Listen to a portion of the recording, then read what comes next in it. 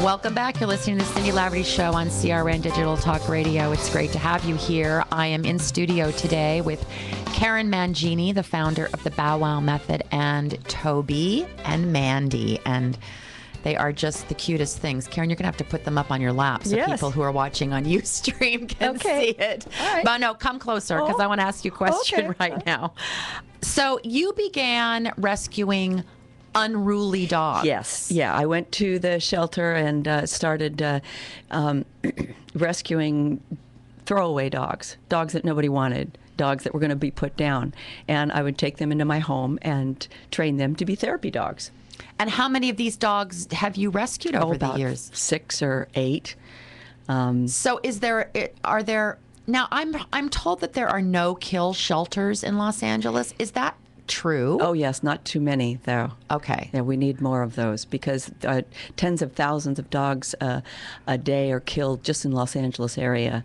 So it really is. And contrary to popular belief, everybody thinks that there are only pit bulls and chihuahuas in the shelters, but there are half of them are purebreds and a quarter of them are puppies.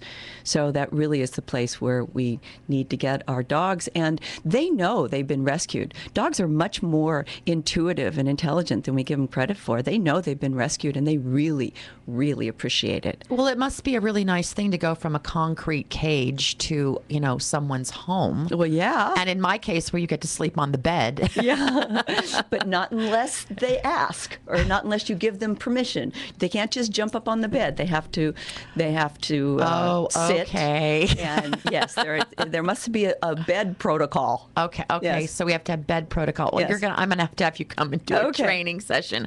Okay.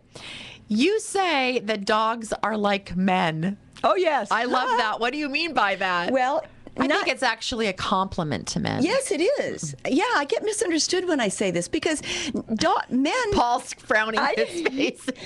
No.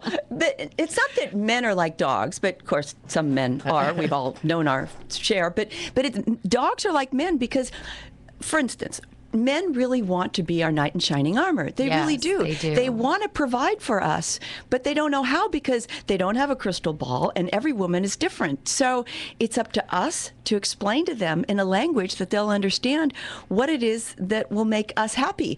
So instead of saying something like, I hate it when you do that, you always do that, I wish you wouldn't do that, you say, do you know what would really make me happy? Of course, then they're going to provide because they already know the answer. You've given it to them. Dogs are the same way. Dogs really want us to be the pack leader, but they can't tell us because they've been trying to communicate with us for years, but they've given up because we've lost the capacity to have that telepathy. So it's up to us to learn their language so that we can explain to them what's expected of them. And they're happy to provide and to live within the environment that we've placed for them. Unless they have boundaries, then they're pushing their limits all the time, and they end up doing what we want them to do because they want something from us, not because they respect us. If they have boundaries and if they know that we're communicating with them and they know that they're going to get their needs met, then they're not going to poop on the rug or eat the couch. Then they do things because they respect you. Okay. And that's the key. So they really want to be our knight in shining armor, just like a man. Yeah, so to speak. No. They want us to be the pack leader, but it's the same idea. Okay, and by pack leader, because I'm not sure that all humans understand what the pack leader means. Yeah. I mean, it's like a herd animal. This is a pack animal. Yeah, I know. People get dogs and they think, oh, it's just a dog. It'll just act the way I want it to. No, all dogs need training, but it's not that hard and it's not that expensive.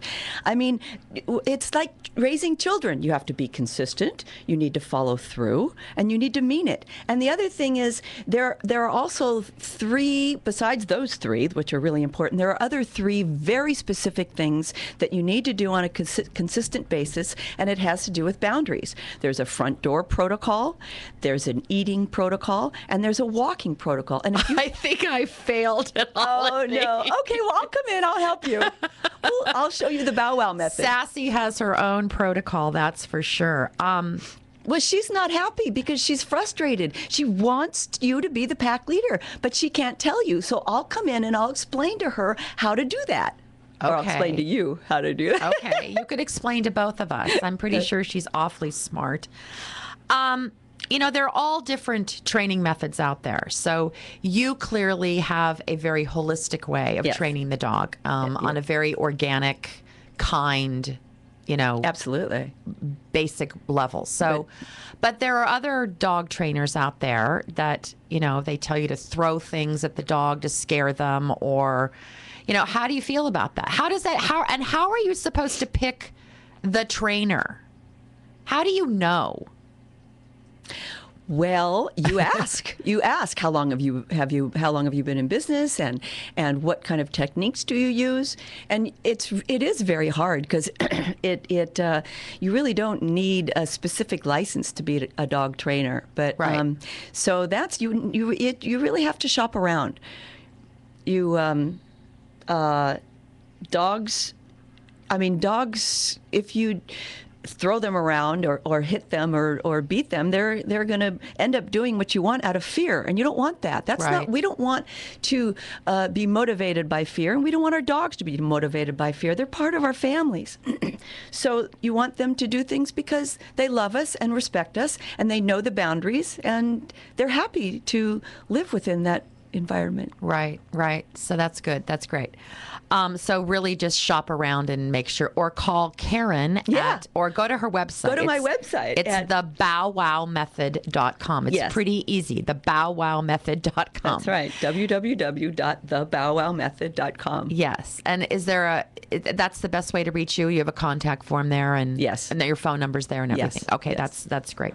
Okay. So there's all, there's all different types of service dogs and therapy dogs. Now, it used to be that when I grew up, it was just seeing eye dogs, which is intensive training. Mm-hmm. How long does it take? But now we have service dogs in all different areas. Yes. So what are some of those areas? Well, you can have your own personal therapy dog, or you can have your dog trained to be a therapy dog so that you can go to hospitals and rest homes. So wait, your personal therapy dog, do you have to... Is there some qualification? I see people in the grocery store with their personal therapy dog. Well, you're really not supposed to. I always find kind of interesting. That's the thing. They if you really have a licensed therapy dog, then you're told not to take them in the grocery stores. That's not the way you're supposed to conduct yourself.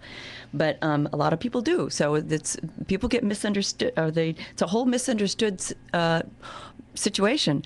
But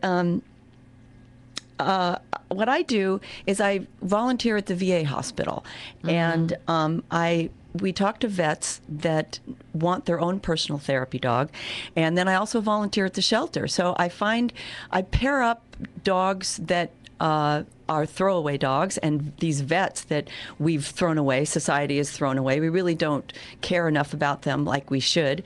And I put them together. Yes, and so it's a real convoluted process, but I walk them through the process, and the first thing they need to do is get a letter from their doctor, and then I go from there and I help them with their own personal therapy dog. And I want to talk more about this when we come back on the other side of the break. So stay with us. You're listening to the Cindy Laverty Show. I'll be right back.